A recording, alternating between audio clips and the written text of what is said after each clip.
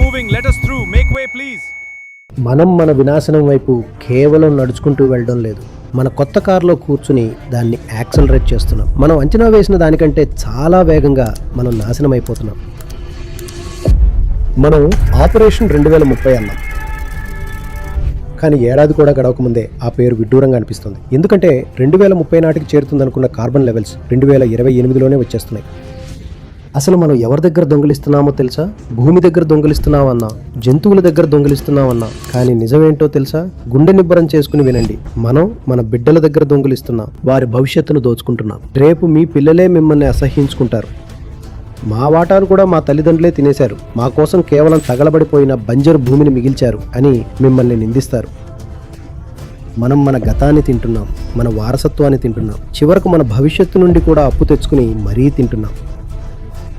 మనం భూత భవిష్యత్తు కాలాలు రెండింటినీ తినేస్తున్నాం. మన బిడ్డల వాటాను కూడా వదలలేదు. మనం అలాంటి వాళ్ళం. అయినా మనలో మార్పు రావటం లేదు. ప్రేమ మాత్రమే ఈ భూమిని కాపాడగలదు, కానీ ఐ లవ్ హిల్స్ అని చెప్పుకునే ప్రేమ కాదు. కబీర్, బుల్లే షా వంటి వారు నేర్పిన ఆ నిజమైన ప్రేమే మనల్ని, ఈ భూమిని కాపాడగలదు.